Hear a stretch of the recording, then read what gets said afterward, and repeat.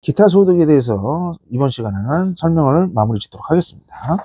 사업소득하고 좀 비교를 하셔야 되는데, 사업소득은 계속성과 반복성이 있는 거예요. 근데 기타 소득은 계속성과 반복성이 없으면서 독립적으로 움직이는 거죠. 근로하고도 차이점이 있습니다. 그 다음에 기타 소득은 개인이죠. 이게 열거가 되어 있습니다. 종류가. 그러니까 열거된 거 이해에 대해서는 기타 소득으로 이제 과세를 할 수가 없고요. 그러면 어떻게 과세를 하느냐? 기타 소득은요, 기타 소득 금액이라는 게 있는데, 이제 수익 금액에서 필요 경비라는 걸 빼서 소득 금액이 옵니다. 기본적으로 이 소득 금액 20%만큼 원천 징수를 해요, 통상적으로. 필요 경비를 구하는 이슈가 됩니다. 기타 소득의 핵심 뭐죠? 필요 경비를 구하는 게 이슈가 됩니다. 근데 장부를 하진 않습니다. 사업 소득자처럼요. 그래서 필요 경비에 대해서 제가 좀 설명을 드리겠습니다. 종류가 이제 열거가 되어 있고요. 필요경비가 0일 때요. 필요경비가 없기 때문에 수익금액 자체가 소득금액이 되겠죠. 뭐 복권입니다. 또 알선 수수료 같은 경우는 노력한 게 없기 때문에 0%로 보시면 될 것 같고요. 실무에서는 이제 60%가 있어요. 종류가 여러 개가 있는데 제일 많은 것부터 좀 설명을 드리면 고용관계 없는 자의 인적 영역이에요. 근데 이게 기타 소득이 될 수도 있고 사업소득이 될 수도 있습니다. 계속성, 반복성 유무인데, 문제는 이제 세무서에서는 이게 뭐 어떻게 판단하냐 이거예요. 이제 판단 유무가 일단 횟수가 작더라도요, 금액이 커버리면요, 보통 이게 3천만 원 정도 생각하시면 돼요. 이 이상이 될 때는 사업을 그냥 고지로 한다고 보시면 돼요. 안내문이 날라온다면. 횟수도 보통 이제 3회 이상이 된다면 계속성과 반복성이 있는 걸로 보는 것 같아요. 이슈가 굉장히 많이 됩니다. 세무서 연락이 오면요, 우리는 기타를 가보려고 하지만 세무서는 뭐예요? 사업으로 고지를 하겠죠. 또 많이 일어나는 게 우리가 이제 권리금 없고 영업권에 대한 양도입니다. 점포임차권 포함해서 갑니다. 필요경비가 60%가 됩니다.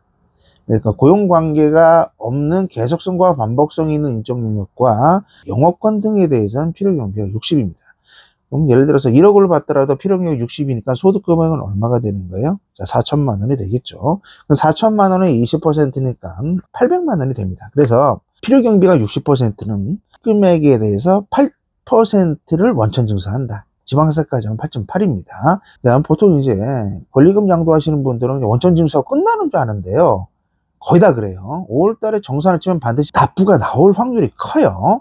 내가 사업을 하면서 환급이 결손금이 나와서 차감을 시키지 않는 이상은 세금 부담이 많이 나옵니다. 자, 그 다음에 또 필요경비 중에 80%가 나오는 게 있어요. 요즘에 이슈가 많이 되죠. 주택 입주 지체 상금입니다. 분양을 했는데 분양대금은 냈는데 입주가 늘어질 때는 시행사에서 지체 상금을 주는데 80%예요. 필요경비를 인정을 하고 있습니다. 근데 요건 주택에 대한 입주 지체상금이지요. 주택이 아닌 거에 대한 지체상금 필요경비가 없습니다.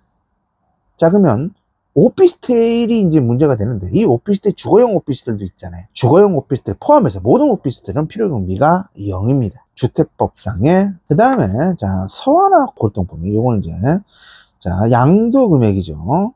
6천만 원 초과분입니다. 무조건 분리과세를 하고요.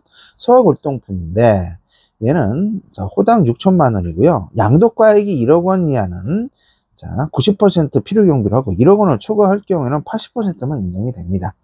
그리고 장기 보유를 했을 때입니다. 이때는 자, 90%만큼 해서 필요경비를 인정하고 점당 가격이 6천만 원을 초과하고 우리나라 자가로 따지면 소화골동품이 국내 사후에 대해서만 과세를 하고 있습니다.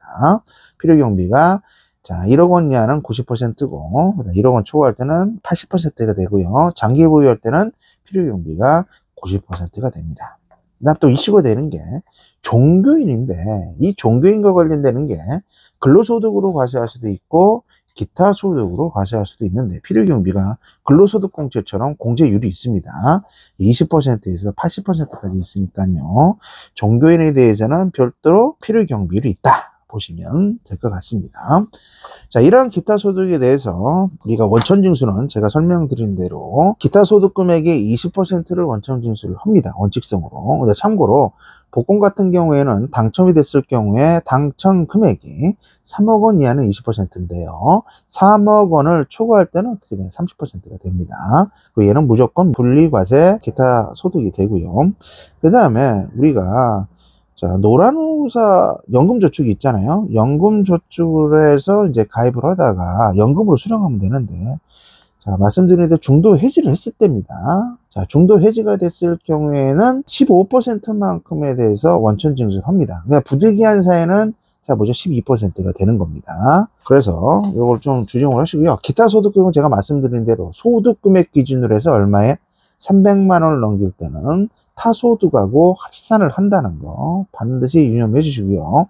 하나만 팁을 드리자면, 자, 무조건 분리과세가 되는 기타 소득이 있어요. 복권입니다. 그 다음에 아까 전에 소화 골동품이 있었죠. 그거랑, 그 다음에 연금저축 중에서 연금회로 수령하는 거 있잖아요. 일시 해지 들어가서 15%짜리도 합산하지 않고 무조건 분리과세 기타 소득이 된다는 거 좀 유념해 주시기 바랍니다.